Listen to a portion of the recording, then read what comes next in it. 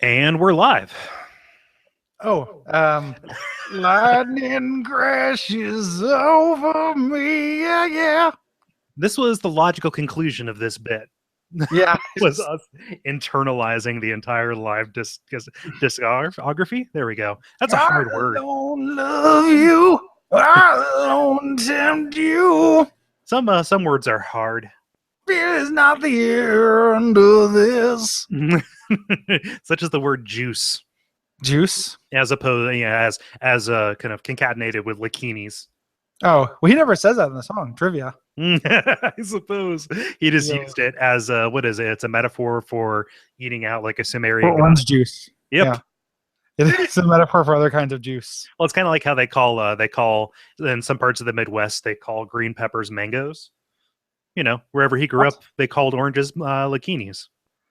They call green peppers mangoes. I've heard that. You haven't heard that? No. Hmm. No. No. Well, that's unfortunate. Yeah. That shouldn't be. Yeah. Mangoes taste like a thing already. They do. Mango's already a thing. Yeah. Yeah. It's been a big month. Yeah. A lot of That stuff is true. going on. That is true. Lots of ins, outs, and what have yous. All kinds in and out. Ooh. There's Well, all kinds in and out going on this month. Christian Slater, no. I live here now.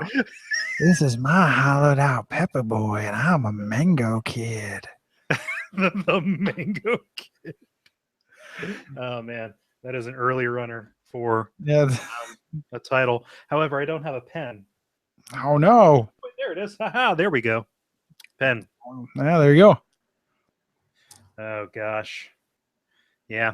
I'm trying to think what do we want to preamble this with, because like in that big month we put forward the new Patreon goals. Yeah. I mean, people are here know. Yeah, I suppose. We don't have to waste time patting ourselves on the back. Let's get to it. Yeah. Let's do it. I mean, we could also preamble with other stuff too, but yeah, I don't think we need to review. I think everyone who's here knows. Okay. That'd be my opinion, but maybe I'm wrong. But since it's a one-way medium, I'll never know. Yeah, I suppose. Well, we do have the chat. Yeah. For our backers from no wait, shit. Man, this every instinct. No.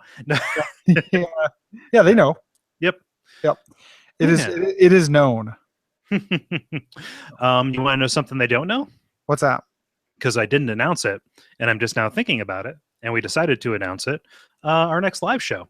Yes, that is the kind of thing. Let's add value with new information. Yes, new information. Yeah, no, we're coming to Austin at the end of July. Yeah, Austin, Texas, not Austin, Massachusetts, or Austin, Massachusetts. No, or Austin Cliff, in DeKalb, Illinois. We're going to Austin, Texas for the Classic Game Fest. It's not games. That took me a little while to figure out. You know what? I still don't have the Portland one entirely straightened out. Yeah, I will mix up the initials.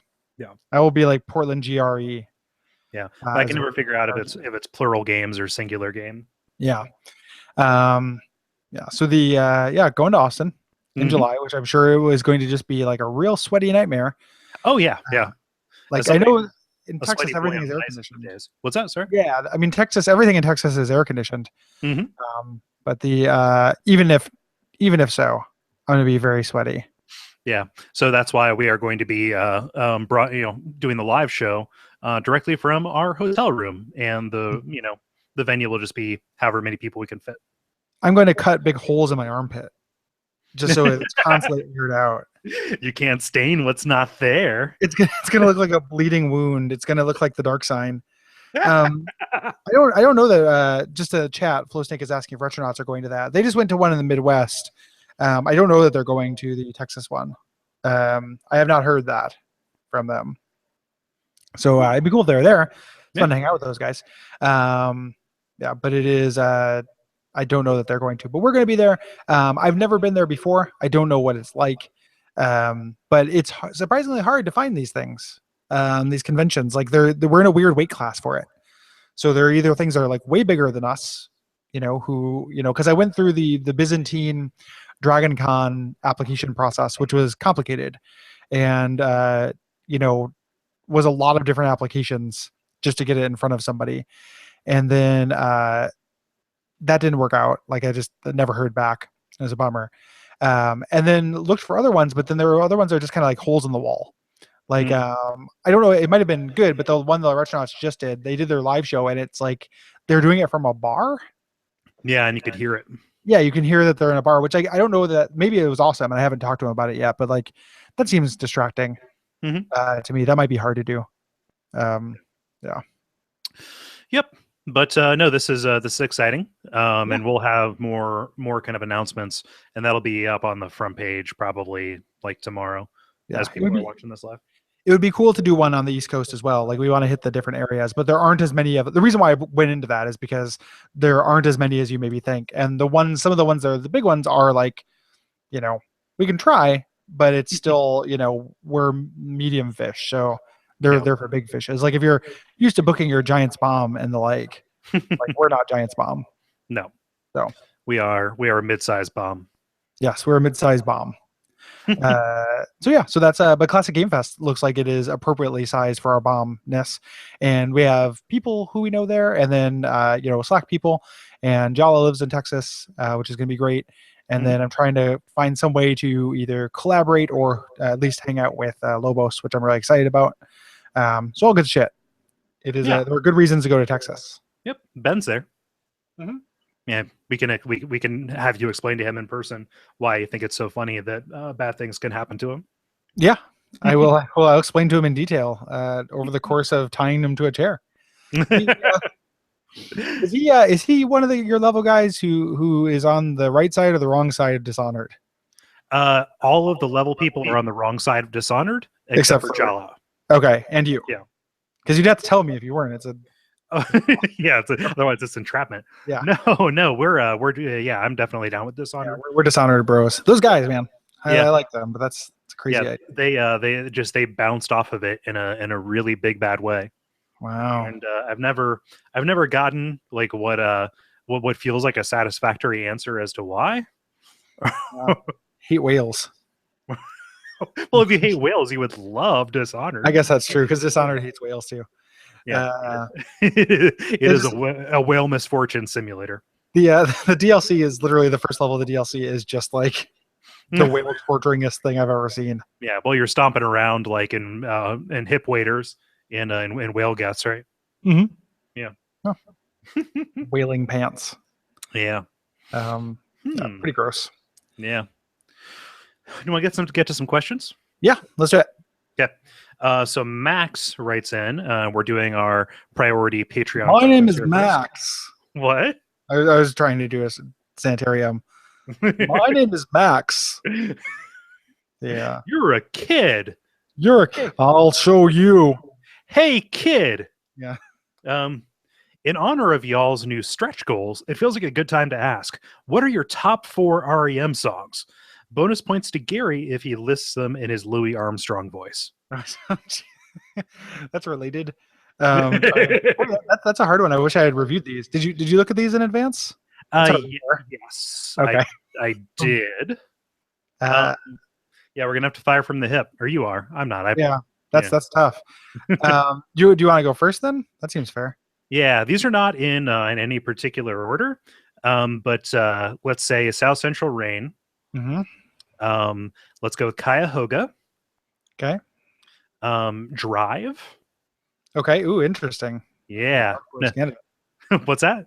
The dark horse candidate. Mm-hmm. Yeah. And oh god, what was the fourth one that I looked at? No, what's the frequency, Kenneth? Okay. Yep. Those are all real good.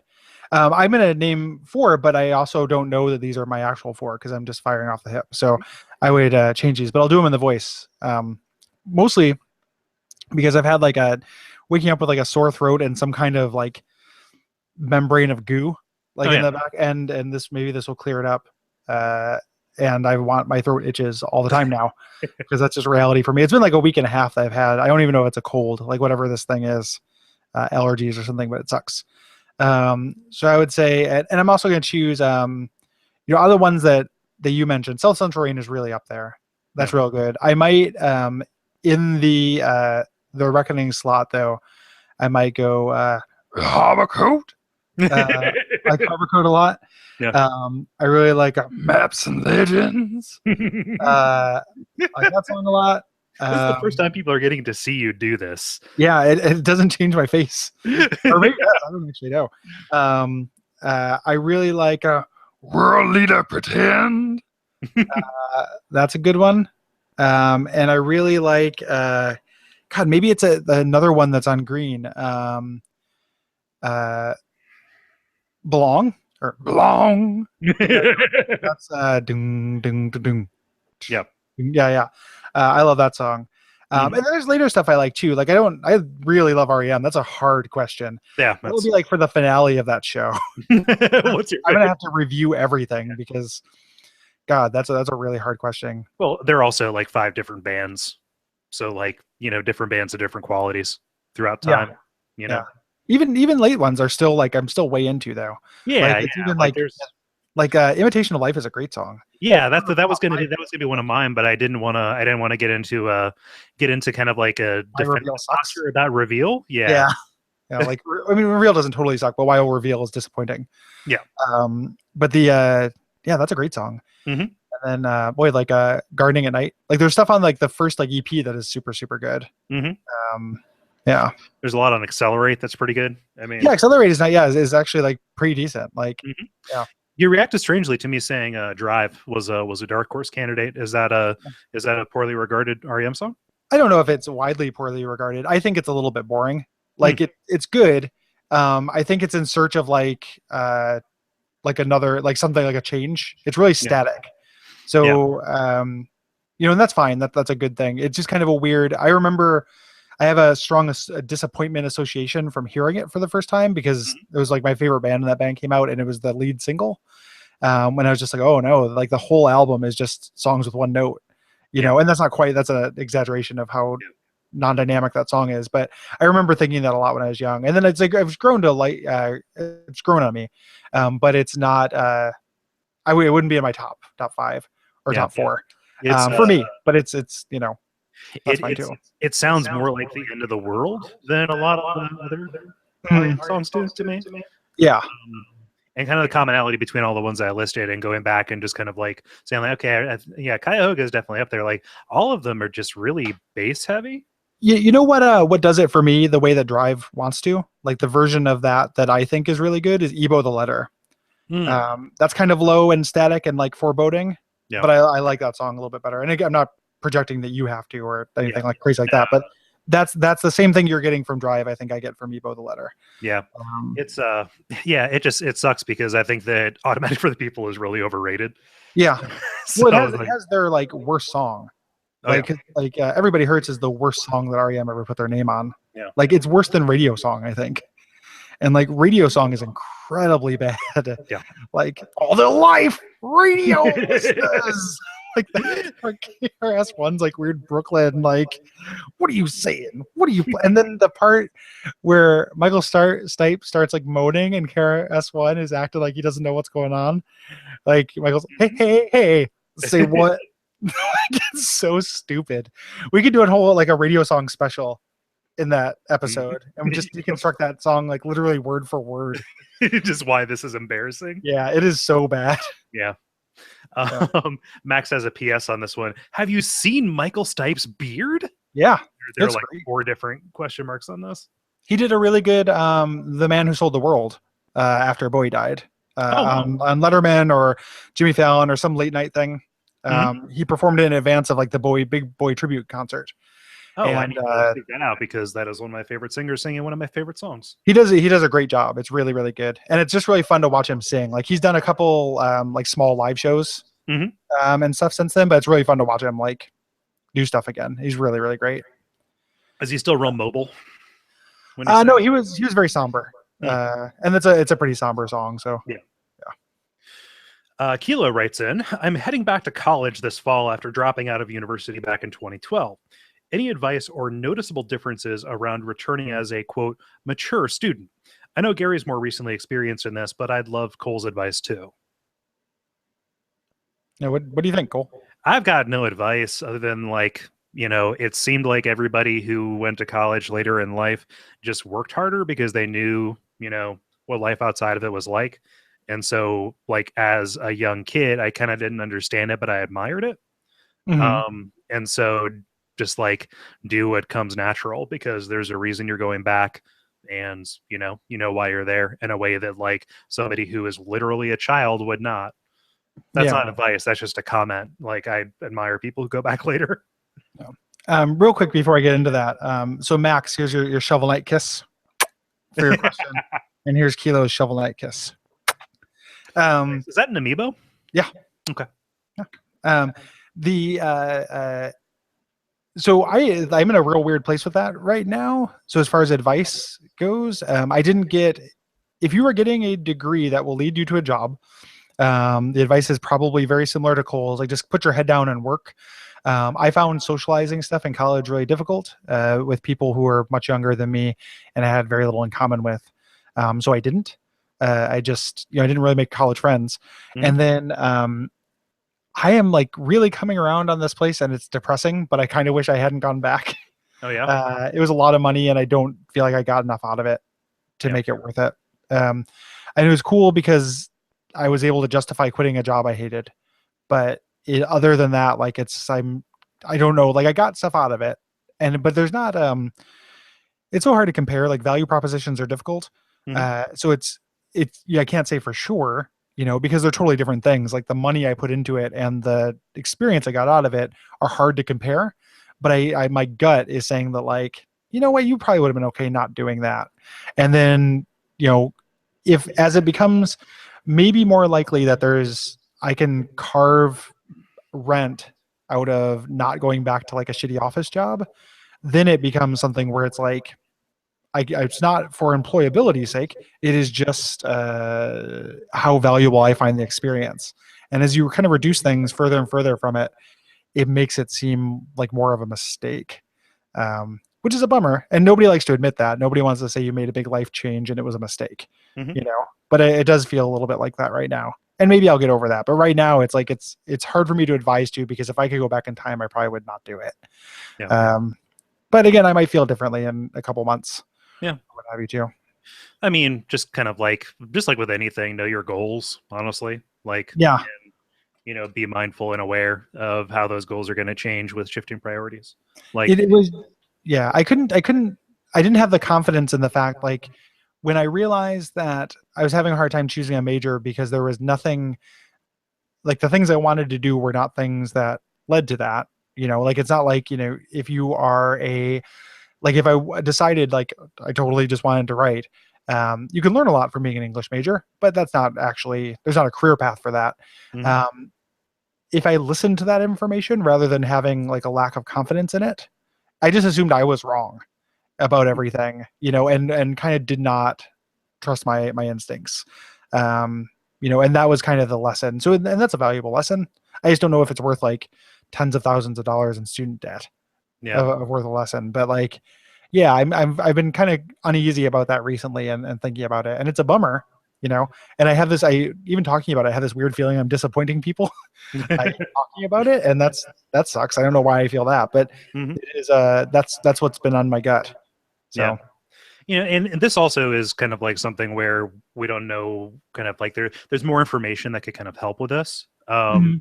Just because, like, one of the best things that I kind of realized about halfway through college, and really started taking advantage of, was like, college is there, yeah, you're taking classes and stuff, but you also have a lot of free time to just do the kind of thing you want to do, Mhm. and work on constructive stuff. And like, that's where I started doing broadcast and stuff like that. Like, having that extra time to just like work on your own projects. But like, if you are a non-traditional student and you're working a full-time job, and you're going to do this kind of on the side to just kind of like better yourself, you're not going to be in that situation, and that same Exactly. situation that a young person who is just kind of like, I'm going to go live in a shitty matchstick house off of campus and live on beer and ibuprofen, and then just use this free time to work on things that I want to work on. Like, that is it's such a time and place kind of thing. Yeah, I feel like a lot of I'm not projecting this onto anybody, but a lot of people I know who have very fond memories of school. What they're really just having fond memories of are their early 20s. Yep. And that's cool. That's really great. But it's easy to confuse those things. They're not the same thing. Yep. And a lack of college is not synonymous with a lack of responsibility. Because when I went, it was real torturous when I was doing it while working full time, and did not. It like remains to be seen what it adds up to, but doesn't right now. It doesn't feel like it added up to much. Right. Um, and that's not necessarily applicable to Kylo. But it could be something. I'm not trying to say I'm advising that person. Their situation's totally different, I'm sure. Yeah. But just speaking to my own experience, that's kind of where I'm landing at. Yeah. So yeah. So hopefully there's something useful out of that. I mean, if not, it's still hopefully there's something. If there's not useful, hopefully there's something interesting out of it. Yeah. And if not that, then I'm sorry. I'm sorry. Let's see here. Greg writes, oh, my lights are flashing because it's starting to rain. Huh. All right. No. So Greg writes, there's a saying that the curse of being an adult is the money to buy the games you want, but never the time to play them. I'm very envious of how you two manage to organize and divide your time to play all the games for your podcasts and do all the other network-related work. Both of you juggle work, numerous podcasts, blow through huge games in several days, and make it all look easy. Whereas I can hardly handle a full-time job and 2 podcasts, only one of which I edit. And it took me over 3 months to go through Fallout 4 from start to end, for example.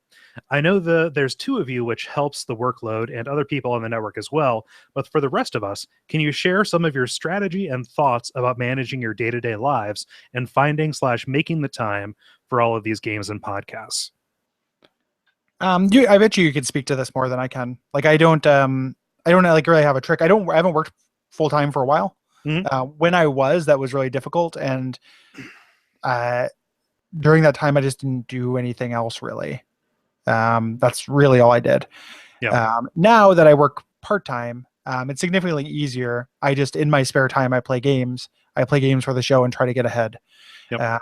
But I mean, what that means is there's a lot of time where there's like kind of pleasure games or big budget games I'm not really getting a chance to play. Yep. And that just is okay. So I kind of like, it helps to let the show kind of dictate what I'm going to play. Mm-hmm. And that's how I do it. Yeah. At the worst of it, when my day job was kind of taking up 50, 60 hours a week sometimes, with a lot of like client work kind of things, it was, just about like my joke answer would be like, oh, just don't have a personal life or a social life. And kind of still the case, like I'm trying to learn it. Like the real kind of answer is that like, just do this. Like, okay, so go back in time and start having done this right around the time you got your first full-time job. And then it'll just fit in because you don't know anything else. The non-glib answer for that is honestly, managing the time through kind of very fastidious calendar management more than anything. And there's a lot of stuff that there's that aspect of it probably won't match every different personality type, but like making sure that I know what's coming up over the next month, so I know what when I can play something for pleasure without feeling bad for doing so is a really big deal. And so that kind of coupled with the fact that we've gotten more efficient at this over time through things like markers and through just kind of knowing roughly when we're going to record and having communication and logistics just kind of fall into a routine. And a very recent development of going part-time has actually left me with more free time that I know what to do with, kind of. And so it's just been a lot of reading and things like that. So like, I guess the strategy or the trick is just use all the tools that you have at your disposal, calendars and lists and things like that, in a real common sense way to just kind of always stay ahead and, be aware of when you can ignore a responsibility and not feel bad about it. Yeah, even just knowing is really helpful. Yeah. Like even if I don't like, just having that kind of, because then I know how much. I mean, same thing that you're doing. I just don't don't write it down, but like just knowing like, oh, I know what our RPG is, or I know what our next couple of games are, so I know about what time I have to devote to that. That's hugely helpful. And then, don't, so the person who wrote in the question who was like, I just do 2 podcasts and I work full time. That's tons. Yeah, that's a lot. Even if you just edit one of them, like splitting the difference is a really big deal. Like if either one of us had to edit every show, that Mhm. would make this much harder, So what it means is kind of the rhythm they're on is like for the 2 big ones, you can edit those and edit those in a row. And then you have like some time where you just don't like, you don't have to do the big ones Yeah, I for a mean, little bit, like for both of those, like you and I, we have like one edit session for WAF and Bonfire Side Chat a month. Yeah. You know, And like that's pretty much been our strategy. And that's our strategy for like, the new Patreon shows. And, some of them is like anything you can, if you have to do it once a month, you can do it. yep. Once a month is never too much. Yeah. And like, I guess that's the tip. Like, if you can kind of renegotiate some of those things, some of those commitments to be, a little bit more sustainable from kind of the core. Like, even when we started planning Bonfire Side Chat which was the first kind of like really big addition to the network after Watch Out for Fireballs. Like we planned that around the same like WAF model of like, yeah, it's twice as many shows, but it's not twice as much work for us. Yeah. We're going to record, everything at once like that. So that's actually a tip. Like, if you can record more than one thing at a time, Mhm. that's really helpful. For me, it is much easier because you're just clearing space on your calendar once. Yeah. So it's much easier to record as much as you can really do comfortably without the quality suffering Mhm. at one point. Yeah. So you Yeah. can. That's a little bit of the thing because like people write in and say like, oh, how do you guys do so much of this? My real only weekly commitment, like this has to happen at the same time every week, is the level. Yeah. Everything else is a staggered 2 or 3 week kind of thing. So when you're done for a while. Yeah. Yeah. And which is great. Like Yeah. that's really great. And then the other thing too with Bonfires I Chat, and we mentioned this, is that like playing through the game the one time is the biggest chunk of work. Yep. After that, the research part of it is not, and review part of it is not nearly as intense as it is of playing like even a simple Watch Out for Fireballs game. Like I think for the Brawler episode we're recording on Saturday is some of the least amount of time I put into playing the game, Mhm. just because they're so short. Like I played both of them multiple times. Like it is, but the even so that's closer to what a Bonfire Side Chat commitment is. Yeah. So doing a show where it is based on a bigger body of work, like zooming in saves us time too. Yeah. I guess is my point. Definitely. Yeah. So Zachary writes, forgive me if this is well-trod territory on Bonfire Side Chat, but I haven't listened to every episode of the show yet. I'm replaying Dark Souls for the second time and simultaneously listening to Bonfire Side Chat and watching Epic Name Bros from the Dark series, a thorough let's play with lore and mechanics discussed.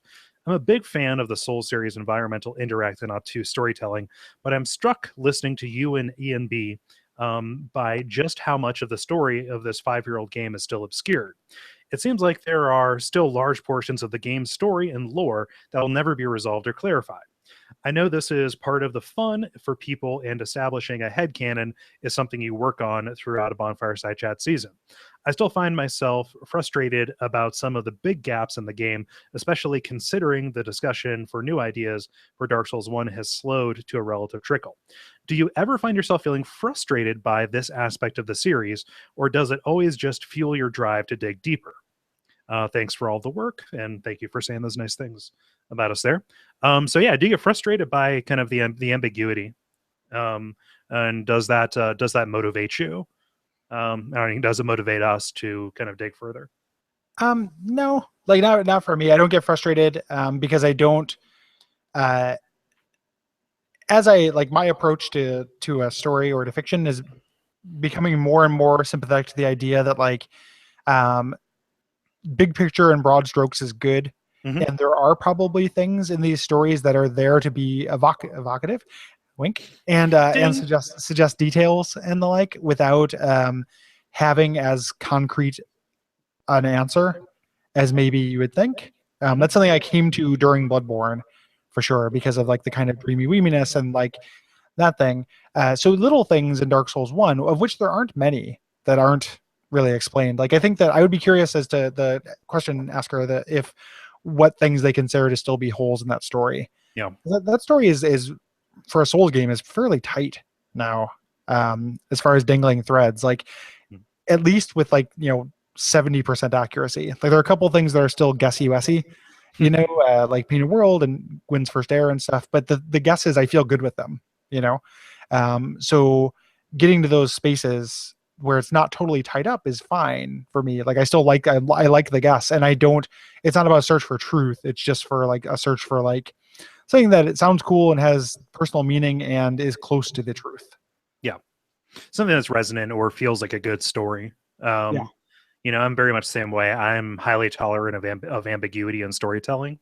And I think it's that impressionistic side of it that even draws me to it. Mhm. I think where I get frustrated, especially, is when you start adding in kind of continuity. Um, and kind of looking at the gaps of time between them and seeing what exactly it is they're trying to say and kind of those disconnects, specifically as regards like Dark Souls 2 and the way that this is spoilers, the way that Dark Souls 3 treats Dark Souls 2 is actually pretty unsatisfying to me. Yes. And that is kind of where my frustration sets in, because like part of the joy of this is, any one game in and of itself can be, satisfying, right? Like I'm really happy with our read on Dark Souls 2 that it is a collection of short stories, right? Like that's great. Um, but I would love for this all to feel like, one big work, like Dark Souls 1 through 3, with like Demon Souls and Bloodborne kind of thrown in as these little guidance stories or whatever. I would love for each of those to be additive in a way that kind of like makes all of them more the sum of their parts. And that just isn't ending up to be the case. What instead you have are these like little echoes that I'm becoming increasingly less convinced or decreasingly convinced serve much more purpose than to just kind of fan service is a really kind of like shitty way to put it. But to be there to Yeah, sit here don't say that on kind of Twitter. like You'll get you'll spend that's a bad way to spend a Saturday. So the No, fortunately, nobody will listen to this. But no, just like it doesn't feel like those echoes add up to as much as I want them to. yeah. So that's where my frustration kind of comes from. Is not just in any one of the games, like whatever those can be ambiguous, and I can make my own kind of conclusions around it. Just the whole body of work isn't. That is where I want a little bit of definition that I'm just not getting. Yeah, and real quick too. So in the Slack, people are kind of mentioning the call outs that are in to Dark Souls 2 that are in Dark Souls 3. They're not entirely absent. There's one for every 10 Dark Souls 1 call outs. And the bigger issue though is that they are kind of call outs to characters and lands and armor sets, and not to anything like it really feels like a baby bathwater kind of thing where it's not actually taking into account any of the things that Dark Souls 2 did, you know, Yeah. that were cool. Like when people, have their problems with it, and we don't need to turn this into like defend Dark Souls 2 necessarily, Yeah. but just, I mean, We have a whole show for that. it's the sequel to the game, to completely ignore the kind of story stuff or the big picture stuff that it does just feels like immensely misguided to me. Especially when, so we have one which is about this cycle. We have two that is about the kind of the state of the world with this cycle, and then introduced this really cool idea of like, what if there's something else? And then we have three, which is like 1.3. It really doesn't. I haven't seen any kind of smoking gun that suggests that three is really anything different than one.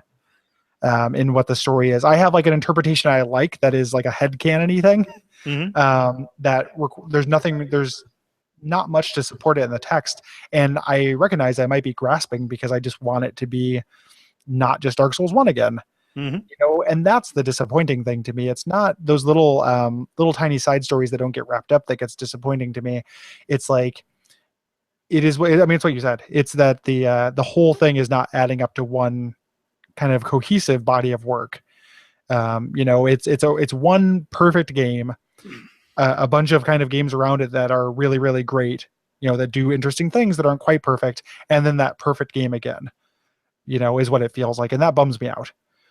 That's what bums. It doesn't feel like it has an end, and it doesn't have to be like a big Michael Bay crazy ending. It just needs to be, follow up on some of these threads that are introduced into that were interesting to me. and we're like a new direction. Like I don't. This is going to sound way more damning than I want it to be, but like, Well, we know you hate. We know that you hate the game. So yeah, I mean, yeah, it's I hate video games in general now. The is that three before three came out, I didn't really want it to be the last one. Now I do. yep. And three did that. It wasn't just like, oh, I'm ready for it to be done. It's the evidence that I don't. I mean, the DLCs could totally change this too, but they don't have an interest in telling a new story, Mhm. And like I wanted to see a new story with this world, and it didn't happen. So if it's just going to be like, I would play anything they put out because three is the most solid gameplay wise in the series. I think Mhm. like this is the one that feels the best in my hands. So I would always play them. But if they wanted to put out another one and it's just like, here's another world with another cycle, like that's really disappointing to me. Yeah. We've done that too many times. So like, I'm fine with it being the end. Yep. And there's three DLCs that are come out. Like the show is going to last well into summer 17. Probably. yeah. So the show's not going anywhere anytime soon. It's just like, boy, did I really want something a little bit different, I Yep. think. Story wise, like it's like the opposite of the Bloodborne season, where like Mhm. I had problems with the mechanics, but thought the story was really solid. Here, it's like the story is just leaving me a little bit cold, and that's a new feeling for me. Like, I don't like it. yeah. No. Um, Yeah. Eric writes, "What are your hardline no's for abject suffering games?" Porn, like Custer's Revenge. Yep. Custer's Revenge also has a racial element that I don't want to touch in games. There's a game on the list that I'm hoping doesn't come up. And Gary, can I get your permission to remove this? Zog's Nightmare. I don't know what that is. That is a neo-Nazi first-person shooter game. Oh yeah, let's Yeah. remove it. Okay. Cool. There we go. Because I wasn't just like it just makes me sad. Like anything that is based around hatred. Also, hatred. I don't want to support them by giving them money. Yeah, the closest thing we did to that would be Duke Nukem Forever. Yeah. Like that's as bad as we're gonna get. But like I don't think we're gonna do like Postal or Hatred or something like that. Noah Caldwell Gervais, who's one of my favorite YouTube critics, Hmm. did a video that everyone should watch. That's about Postal, Hatred, and asshole simulators, is what he calls them, and it's incredible. Like it's really, really, really good. And he talks about like kind of what the point is of those games and condemns them in a really, really intelligent way. Nice. And it's one of my favorite like things that has been done about that, because when Hatred came out, there were 1,000 like think pieces and such, Yeah. and this is like, to my mind, the definitive statement on that genre of game that is just around to be a fuck you for teens. You know, Can you give me like a taste of his thesis? it was essentially just that like these games, there's no joke here. It is just comes from such a place of like shallow anger Hmm. that presents things without actually saying anything about them. Yeah. And it's like it's sub South Parkian. Like everyone is the worst, Yeah. Yeah. But he's examining the mindset. It's not dissimilar to the Innuendo Studios, like the Angry Johnny, like Gamergate series thing. Did you watch those? Yeah. Yeah, it's not dissimilar from that. Like just Yeah. examining the mindset of the person who's like, man, do I want to play Hatred? Like I just need to play a game where I kill everyone with no context, and it's because they're telling me I can't do this. Yep. And it's just sad. And you can't take these away because this is what games are about for me. Yeah. Yep. Yep. Yep. Yeah. So those would probably be the lines. Something could sneak in that we don't know about that is something like that, but like I don't, because the episode, if we did something on Custer's Revenge, it would just be about how gross it is, for a half hour. Like it'd be hard to make goofs in it. Yeah. Yeah. Yeah, I just like that came up. Like I think it was on like an exquisite suffering or abject suffrage poll, and it's like I really don't want to do this. Yeah. Like, it just no, Duke Nukem also is kind of the closest I want to get to just kind of like moralizing for a half hour. Yeah. That's the thing too, is nobody needs to listen to that more than like once a year. So Yeah. Fumbles writes, I'm going to kind of truncate this response just a little bit.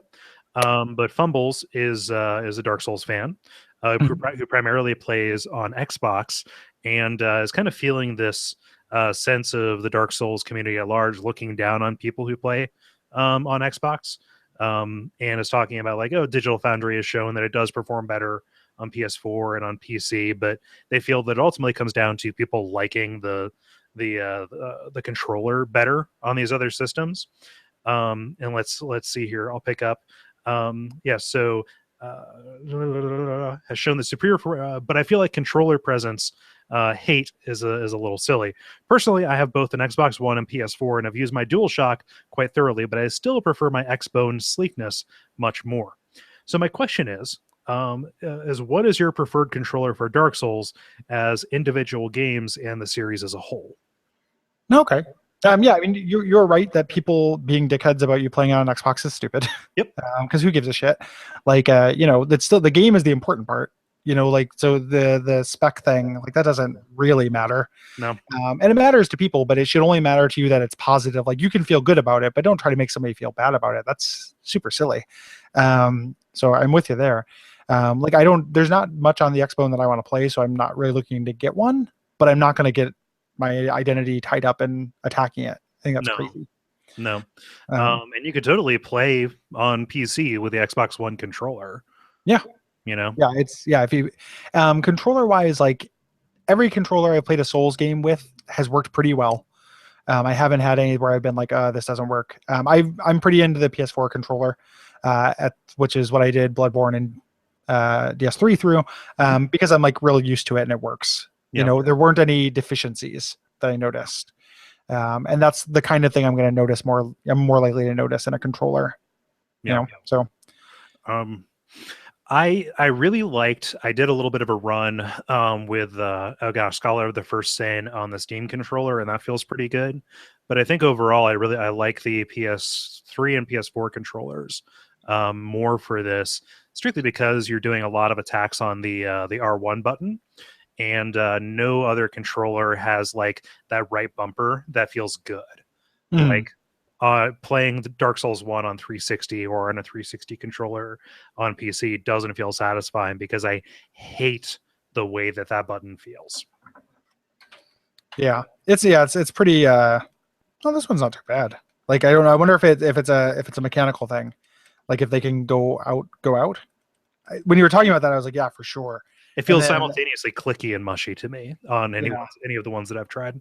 I don't like the triggers really on the Xbox controller. But I mean, at the end of the day, like you're still playing Dark Souls. Like if you force me to play Dark Souls with any kind of controller that can play Dark Souls, it's good. Yeah, I fell in love with the series on an Xbox 360 controller. Yeah, and I play the majority of my Dark Souls 2 playthroughs on a 360 controller. Yeah, I like the PS3 controller more, and I haven't spent enough time with an Xbox One controller to like tell you. Yeah. For me, and this, I'm not projecting this on anybody, but for me, the level of articulation and controller preference is wider. Like I have a less discerning, like it's cruder. Like there are things that definitely feel bad to me, but it's rare for it to feel bad enough for me to actually have a response. Like, oh, that's not too bad. But then I'm distracted by the fun video game I'm playing. And stop caring about that. Like that stuff, it doesn't matter to me, I guess is what I'm saying. I mean, unless you're playing on like an Atari 7200 or something, like the controller is going to disappear for you. It's just, for me, what is stacked against that happening? Like what is keeping that from happening as quickly as possible? Yeah. So yeah, that's where it goes.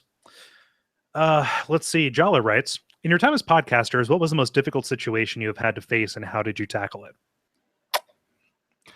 Yeah, that's a good question. Yeah. I would say it's difficult to say it's the most difficult because maybe it's not. Maybe there's something I'm not thinking of. But like the few times we've had like community management or like public relationsy things that are hard. I did a big backer blog about the guy who like was pretty much like abject suffering is stupid and shouldn't exist in a world where Roderick on the Line exists because it's not as funny. Just start over and don't do that or something like that. And that's hard. That's non-actionable criticism that actually is persistent enough to where you can't ignore it. And that happened early on enough to where I felt like I couldn't ignore it. Because as we get bigger, like this is something that, moving forward, I need to, like, I think we both need to, I don't want to be prescriptive, but like we have to gain thicker skins about that shit. If someone just going to come by and be like, you suck, like that has to be okay because it's going to happen as we get bigger. we can't engage every one of those people. We can't take the emotional energy. Yep. So the things that hit the sweet spot when I didn't have the fortitude to ignore that and had to engage that. I had some difficult, either Twitter or email exchanges with people, trying to explain to them why that's shitty and feels bad, Hmm. and why it's ultimately a waste of his time and my time to do that. That's probably the hardest thing, I think. Yeah. Yeah, definitely those moments trying to decide if ignoring this is worse than addressing it. And Mhm. in reality, ignoring it probably is going to be the best way, But it's Yeah. like, oh, are you aloof? Are you, not taking feedback? Like that moment of doubt between, like, okay, is this something we can do anything with or not? And trying to separate that from this makes me feel bad regardless of if there's anything we can do with it. Like that is always the most difficult side of that. And I would echo that statement. Like any of the like logistical challenges and stuff that we've had, like that's never been that much of a concern. Those are all problems we can solve. It's the other people that at least for me, I want to treat them, or treat their responses like problems I can solve. And then having the ability and the discernment to know that, like, no, you're not going to solve this. You're never going to make them happy because that's not the kind of show they want. There's also like an element some of the things are problems to solve, but the question becomes like whether you Oh should yeah. solve it. Is it worth You know? solving? Yeah, is it worth solving? Like, for example, like somebody who's perfectly nice, and not calling them out, but somebody on our Facebook was like, "Hey, stop saying yeah at the end of each other's sentences when you agree with each other." And to my mind, like that straddles the line. Like that's almost good feedback. Hmm. Um, but ultimately, I was like, I can't make that promise because a big part of why I think our shows work is that it's like two dudes having a talk. Hmm. And if I'm spending my time worrying about a vocal tick to that degree, or we're spending our time editing out every time someone says yeah after a thing, like it's just going to be like it's a move the conversation forward. Hmm. It's not a tick to no purpose. We're not trying to sound like Radio Lab, like it is to say, yeah, let's go on. Hmm. Agreed. I have nothing more to add to that. Yeah. It's like you do it in like walkie talkie, no more over. Yeah. It's that. And it's comforting and feels natural. And we both do it. And Yep. the rhythm is not, it doesn't actually destroy. It's a little bit annoying to the person who complained about it. Hmm. But one, like, it's very easy to listen to that and think, like, oh, thousands of people think this and they're just not saying it, Hmm. which even if I mean, I suppose there's possibility space for that to be true, but it's very easy to take one complaint and have it sound way louder than Yeah. thousands of people not complaining. Yep. So that's one thing. And then two, it's just like uh, at some point, if that's going to be that annoying to you, like what else are we going to do that's going to be that annoying? And then you're literally just shaving parts of us off until we're a different thing. And we're not here to be like an ice block that you cut parts off until we're a statue you like. Yeah. We're a statue already. Like it doesn't. This is the statue. You can like the statue or not, but this is the statue. You know. And I said yes 9 times during that exchange, or yeah. Yeah, which is fine because it's how we talk. I mean, not everyone, but it is something that I like about the network, and it's one of the reasons why I think that we have such a like homey, friendly feel is because I don't think we come off as very broadcast, and I'm in favor of that. Oh yeah. A very like I know that like he's done a lot of good work and he makes really good points or something like that. But something that always turned me off of like Garnet Lee back in the One Up days is he's very broadcast, Hmm. and it's like there's a space for that for sure. But the thing that got me into podcasts was listening to people who I thought I would like each other. Hmm. Like I would like these people. They like each other. They like what they're talking about. That's what I want. Yeah, let me into that room. Yeah, totally. Like let me into that room, not let me into that like, WKRP in Cincinnati like recording studio. Um, yeah. We thought they could fly. Maybe that's 100% misguided too. Like it's possible everyone listening to this is just like, nope, that's Yeah, we barely tolerate this thing, but like ultimately you have to pick your battles, and also we make the kind of show we would want to listen to. Like that guy who said, yeah, this show shouldn't exist because Roderick on the Line exists. Well, actually, that's flattering because I really like Roderick on the Line. yeah. And like the things that I like seep into the things that I do. So it's going to sound like that stuff, you know? Yeah, it was a weird, that was a weird criticism for that I got targeted for that, because like Yeah. I do not because I didn't really know what he was talking about, but the argument being like, this thing that you're doing, somebody else does it better. Like imagine that applied to music, or to an author. Like we Somebody don't. just walks up on stage and yanks the guitar cord out of the amplifier. Only the Beatles get electric guitar. Yeah, exactly. Like yeah, you can't write crime fiction. Like this has been done. Yeah, like that's not really how mediums are treated, or and it is like I can't speak for everyone in the world, but like if I were not in our show, and as somebody who is like a mild fan of the Roderick Online people, like there are people out there who like this better than that, Mhm. which I'm not saying they're, it's better. I'm saying that like again, just subjectivity is actually a thing. And for someone to be like, this is objectively worse than this other thing I like, stop doing it. Yeah. But the weirdest part about that is like, stop doing it and do something else. I still want you guys to keep doing something. Like the hardest insults are the ones that are laced with a little bit of like, I still like you. I want you to do this thing, but just change it completely. Yeah. You know? Can I be prescriptive? Can I be prescriptive in the way people give feedback? Dispense with "I love you guys," but because that's kind of like we need to talk. Like nothing good comes after that. Yeah. Yeah. Yeah. And feedback that is, you don't have to listen to all feedback. Nope. Yeah. So it is that's kind of how I feel. And that's going to become, I think, more of a thing if we continue to grow. Yep. Things like that, where it's like if we hear it a bunch of times and it feels like in line with our gut, we should listen to it. If it doesn't, if it's something that seems misguided or seems like it would be detrimental to what we're going for, it's fine to ignore it. It doesn't mean we're fundamentally disrespecting the person who brought it up. It's just they don't dictate terms. Yeah. You know? So that's the most difficult thing, and it is ongoing, and it is only going to get more difficult. Yes. Well, it'll get easier. It'll just happen more often. Yeah. Because ignoring is easier than like the hard part of those has been, 100 entry back and forths on Twitter of trying to express an idea. Like that's the hard part. Yeah. Yep. Let's see here. Austin writes, I recently did a playthrough of Dark Souls and Dark Souls 2. I'm fairly new to the Souls series, so I went into these games very fresh, minus a few frustrating attempts at Scholar or the First Sin when it first came out. I personally love the gameplay of 2 more than 1, however, the connected world in 1 was really cool to me. I feel like Souls 3 has a little of both games rolled into it. I'm really digging the gameplay mechanics and features, and I love the return... Spoilers.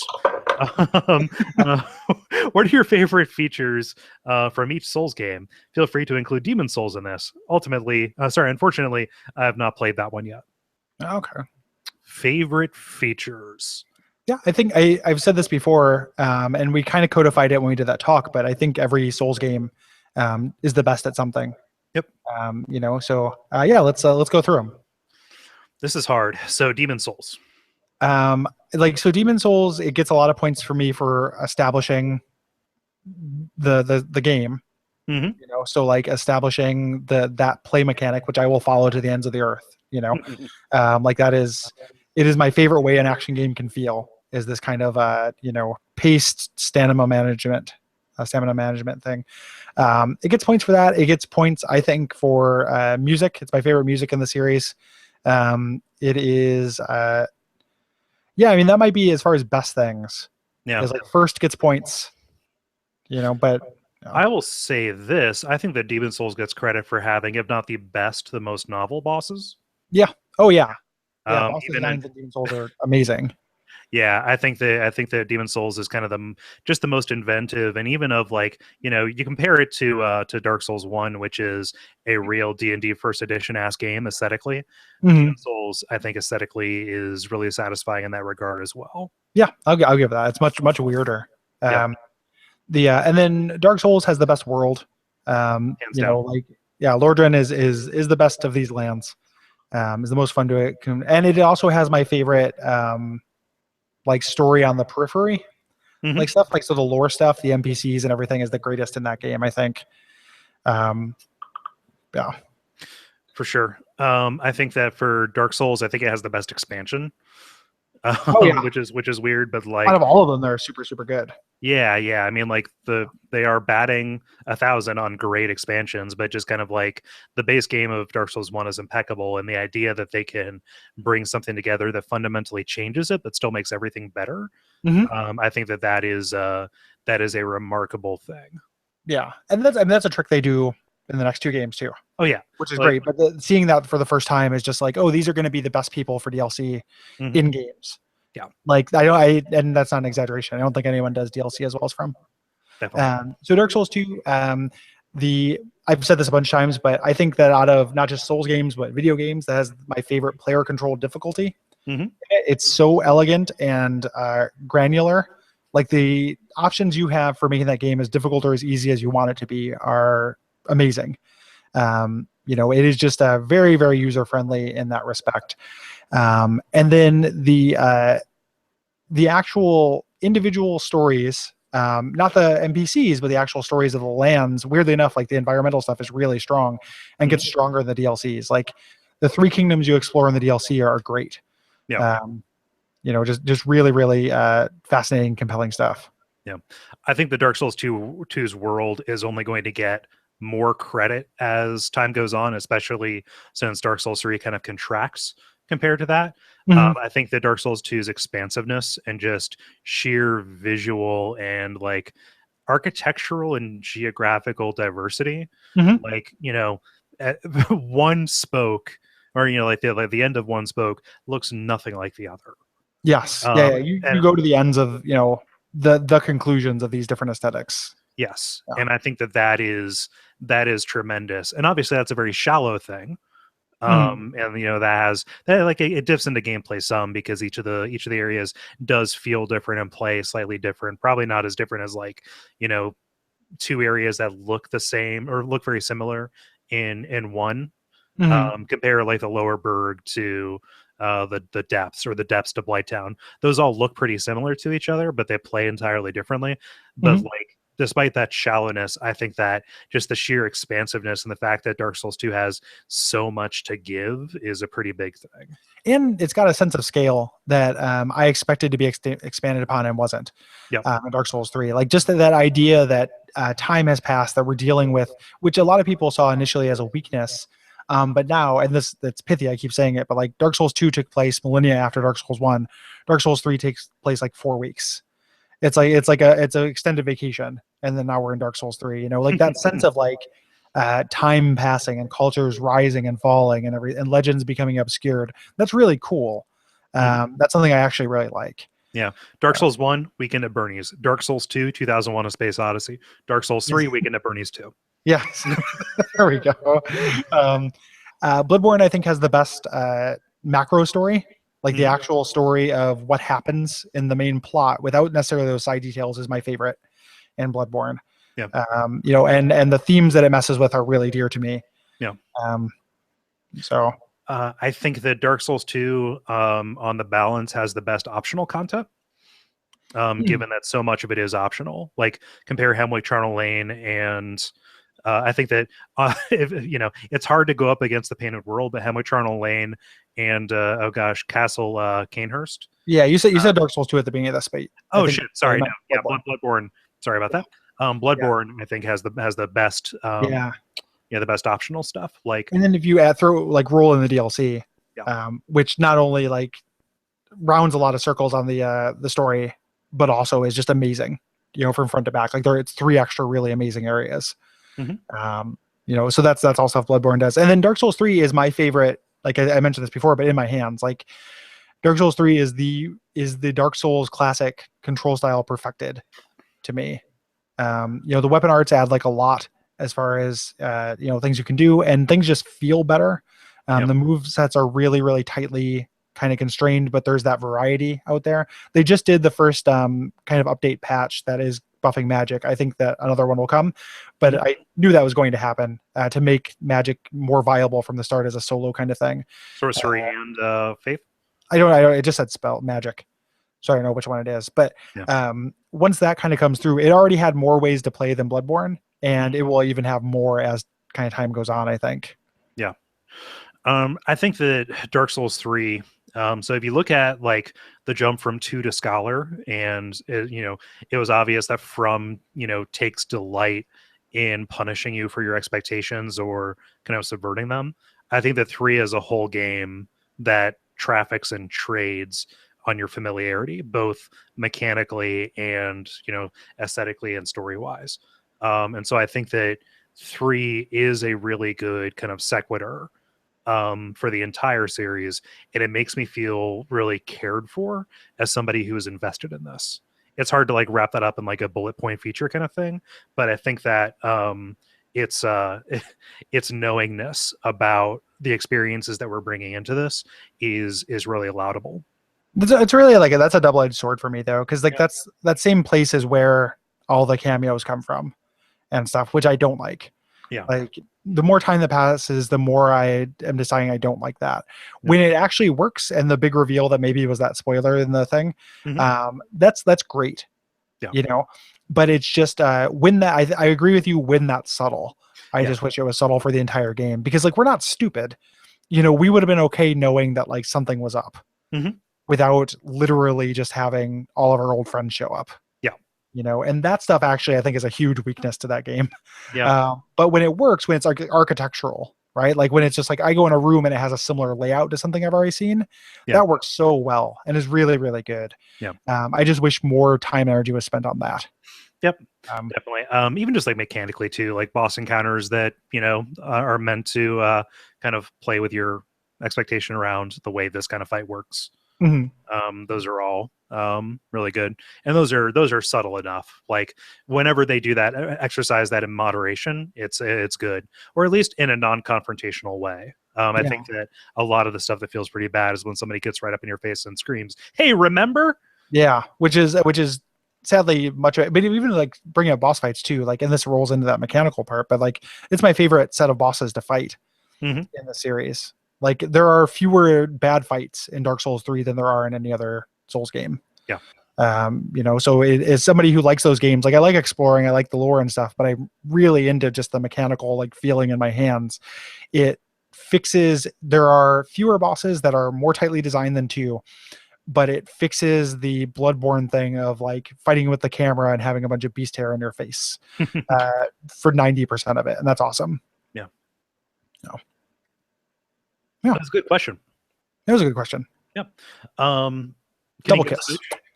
Yeah, cool. He got a smooch. I've been smooching while you're reading. Okay, cool. He got extra smooch. Double shovel smooch. Yeah. David writes, "What is your favorite? I really need to get this game done, but I also need something to eat food or food." Wait a second, what? Sorry, I thought he said game, but wow, I prepared the wrong answer for this. Let's try this again. What is your favorite? I really need to get this game done, but also need something to eat food. So I think food that you can eat and then get right back to playing a game, maybe. Chicken wings.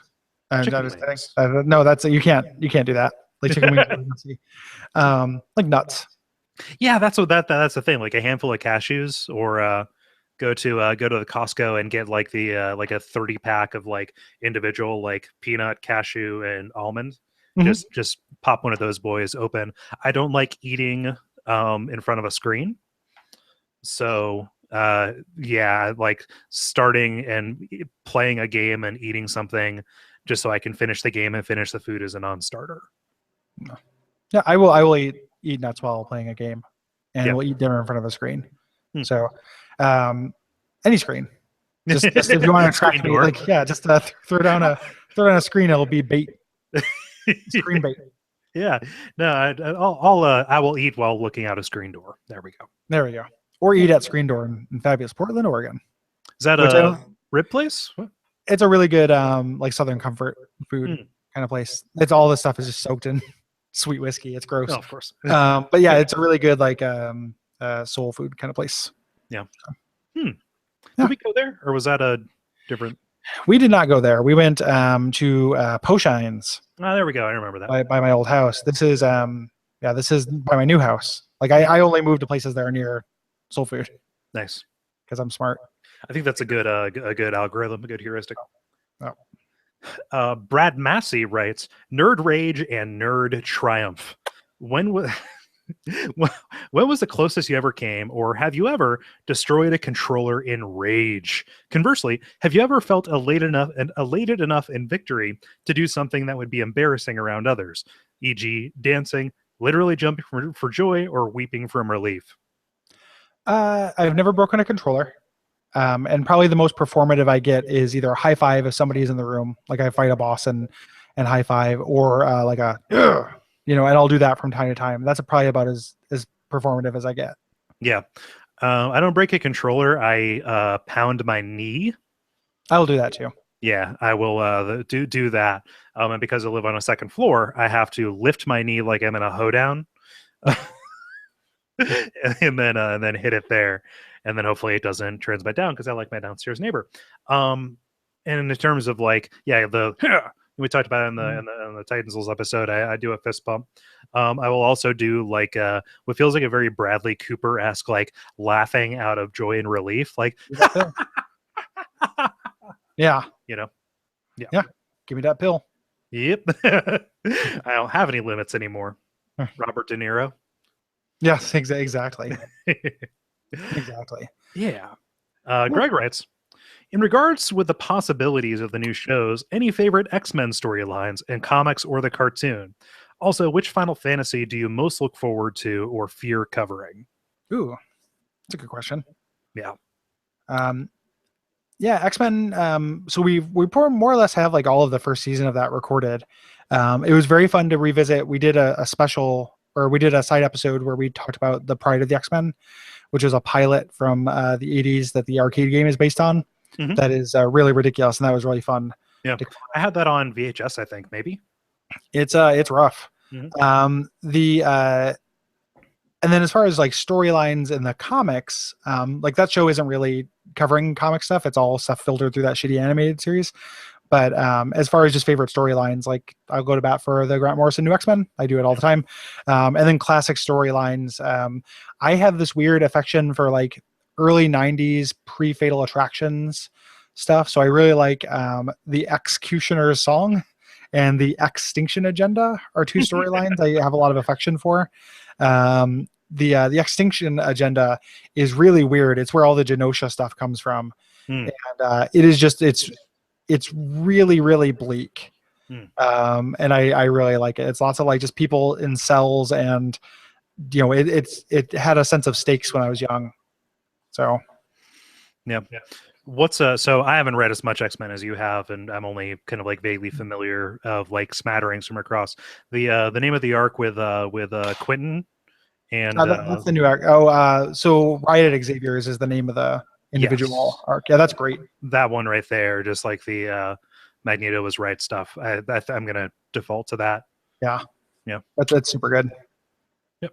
If you're looking for like a smaller arc, because like Grant Morrison's run was really long. Yes, yeah. Yeah. And it's relatively self-contained too. It ties into his greater story, but not so much. No. Yep.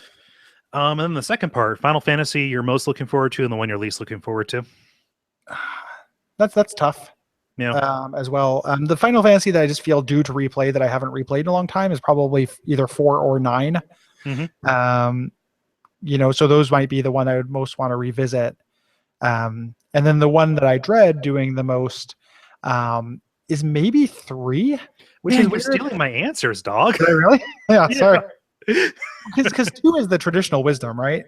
Like two is the one that everyone hates. Yep. And then 1 is really basic, so that's kind of hard to talk about.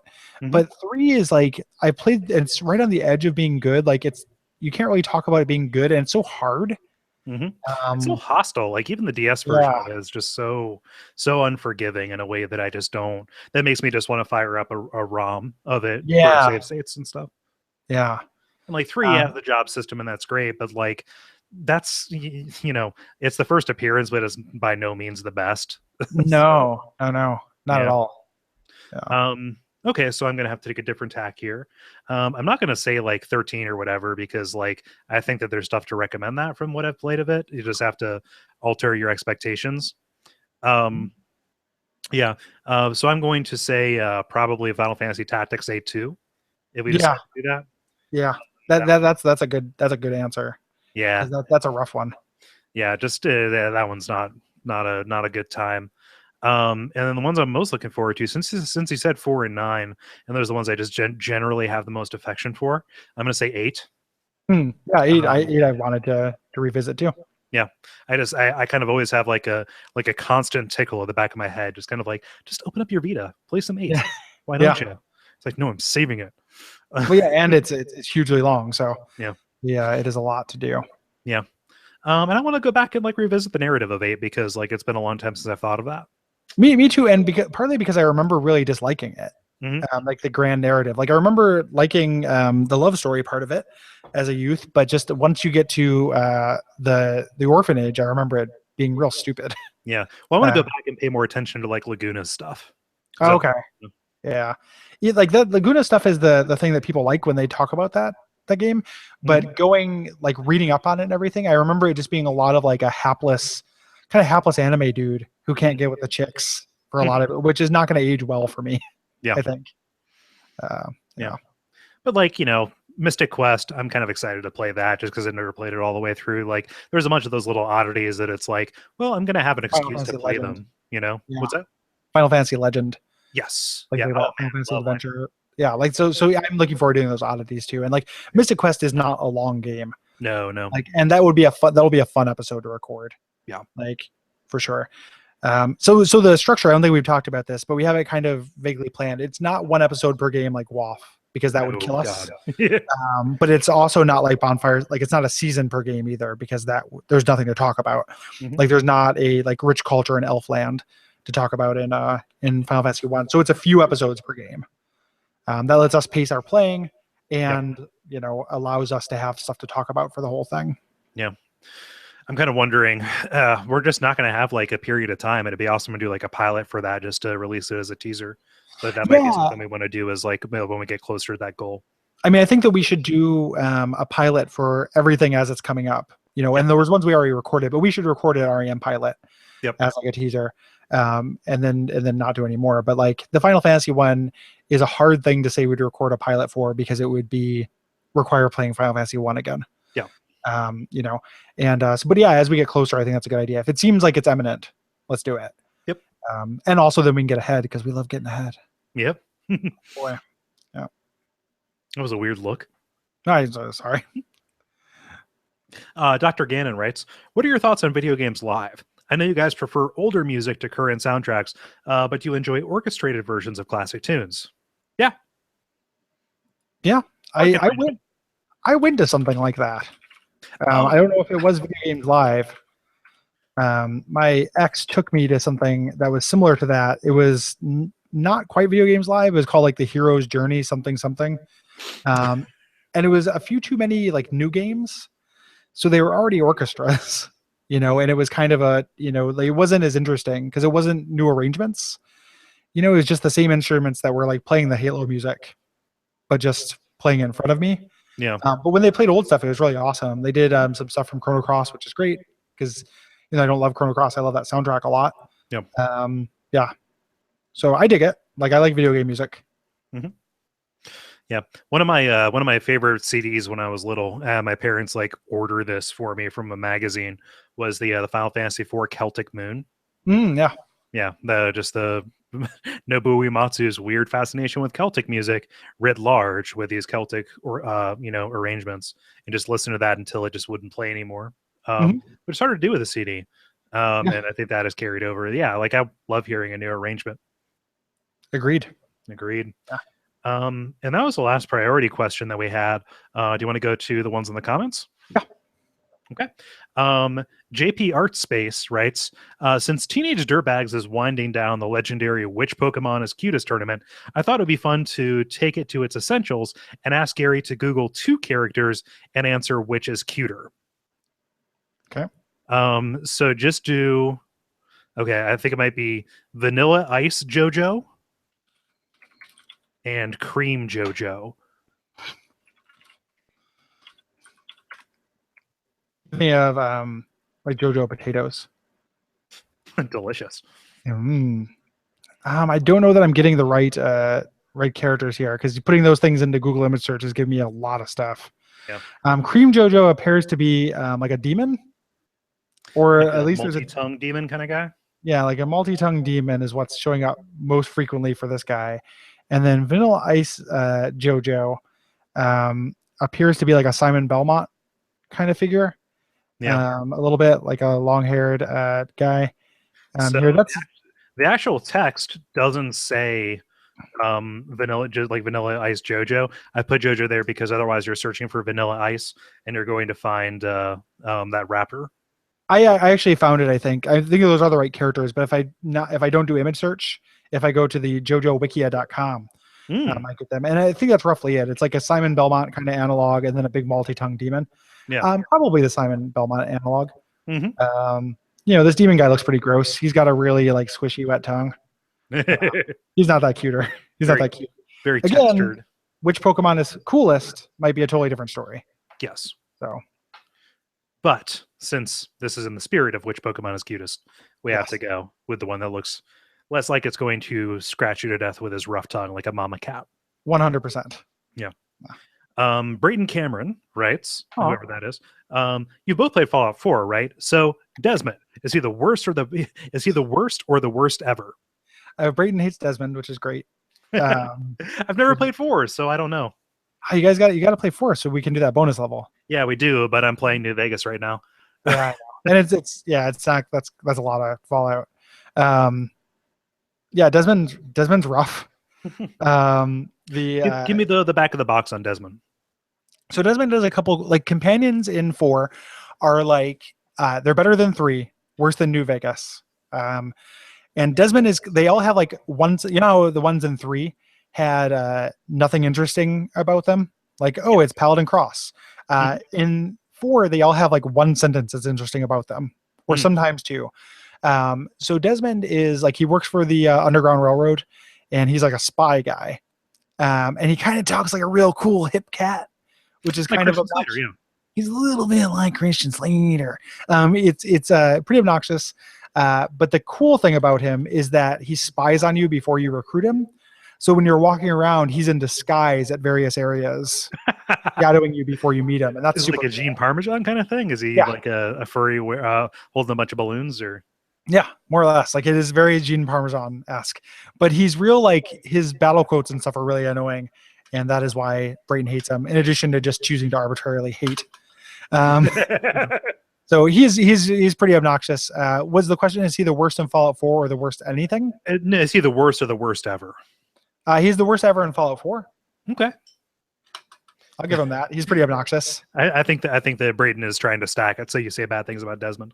I think he is, and I did, and I will.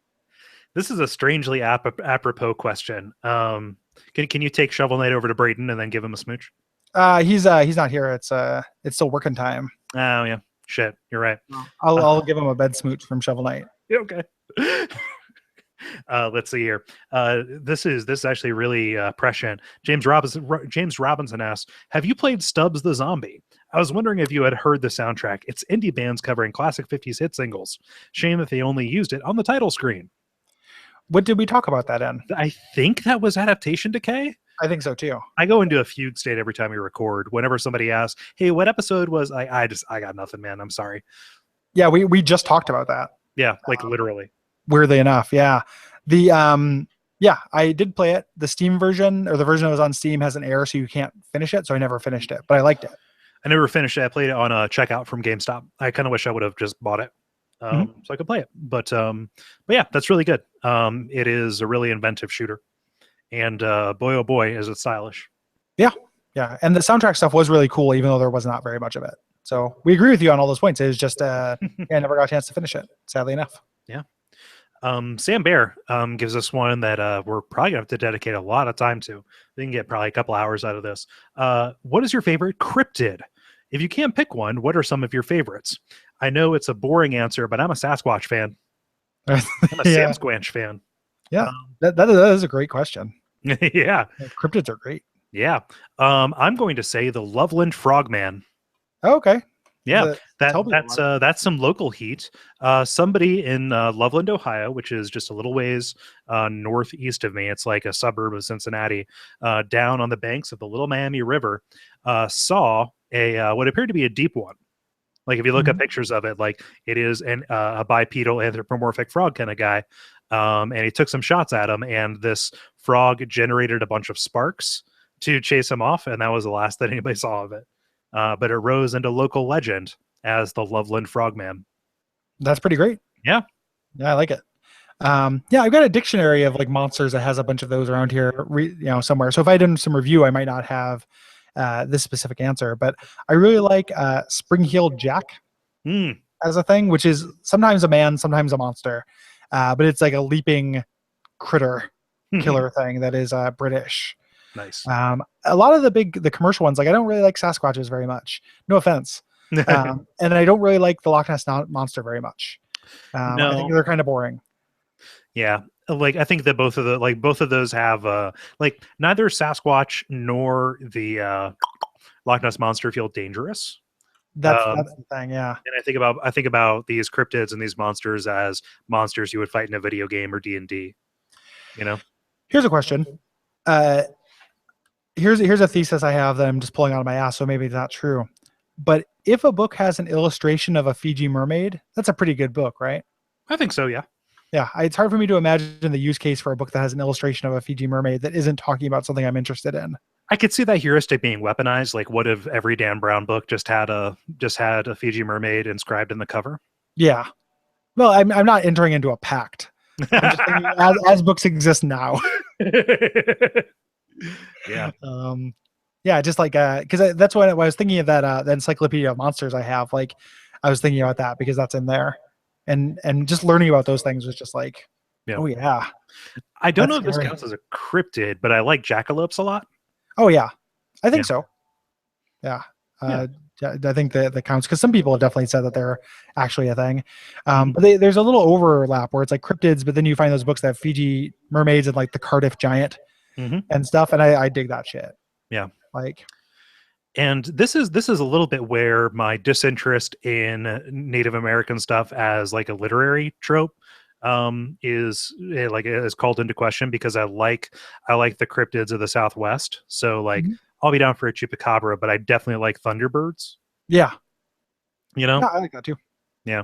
And even like in the northwest, like Wendigo is a super kind of cool thing when it's in the right context. You have to get yourself a copy of the Shadowrun like monster manual Hmm. because it's all based on that stuff. The paranormal creatures of the North America. Oh It's yeah. all based on like cryptids and legends and stuff like that. But because in Magic and Shadowrun is weird, like it's literally things coming to life, like legends and stuff coming to life. Yeah. So you run into really cool monster versions of all of that stuff. Hmm. Yeah. Nice. It is a good, and that book. Each section has a section of like a message board of people talking about it. So there's this apocryphal information about the monster and the stat block stuff. Oh, nice. So, Wow. yeah, it's really cool. Like it separates the stuff and makes it in world. Which edition is that? Second edition is the one that I have affection for, Okay. and the one that you'll find for $2 at a thrift store. So Okay. Yeah. No, there's a gaming store a couple neighborhoods over that I need to go check out. mhm. So just that would be a good thing to go there and look for. Absolutely. Yeah. And then the last question from the comments here, Adam writes, have you ever thought about making a compilation of the WAF and Abject Suffering intros? Are you in luck, my friend? Yeah. Yeah. Yeah. Yes and no. Yep. Um, So we have of WAF. Yeah. There's a show Mhm. that is about that. That is commentary track on those called WAF Tracks. That is a premium show, so you get it for being a patron, but you can also buy it. Yeah.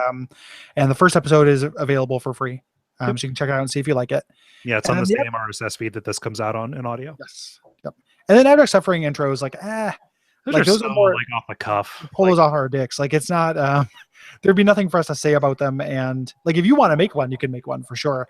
Mhm. And sometimes they're very funny, but they are literally just pulled out of our dicks. Yep. So Ugh, sounds painful.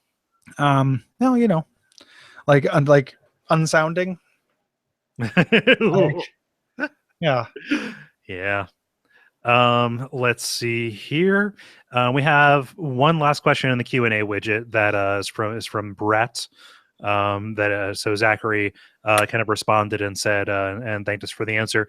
But Brett asks, Have either of you had the experience of the Soulsverse creeping into your dreams? The other night, I vaguely remember running away from someone or something and rolling to dodge obstacles. Oh, that's fun. Yeah, No, I don't remember a lot of my dreams. yeah, And when I do, they're mundane and sad. So not really. yeah. We had a recent episode suffering about this, I think. Yeah. Yeah. Yeah. No. Like there was a time in my life when I definitely had more like I've played so much of this game that I'm kind of playing it in my dream kind of thing. Mhm. But that has kind of like that was mostly like Tetris and Yeah. EverQuest. Flow games. Yeah, Guitar yeah, Hero. Like I've seen Guitar Hero things coming at me in yeah. dreams. But Yeah. yeah. But Souls, like as much as I wish that I could say that my dreams were sweeping Souls and Beksinski esque nightmares Mhm. and dreamscapes, that's not the case. Yeah. Yeah. Sadly. Yeah. Yeah. That's probably a good place to end it. I think so. Yeah, we've hit Yeah. a yeah. There are 90 minutes. Thanks everybody Yeah, we for really appreciate it. watching. Yeah. If you only tuned in for part of this, it's going to go up on YouTube, and the audio version is going to be going live here pretty soon. Yeah, that's all the admin stuff. Yeah, we'll keep an eye out for next month's event when we put that live. But yeah. Yeah, absolutely. And yeah, thank you guys very much. Yep. Take care. Have a good month. Bye. Bye.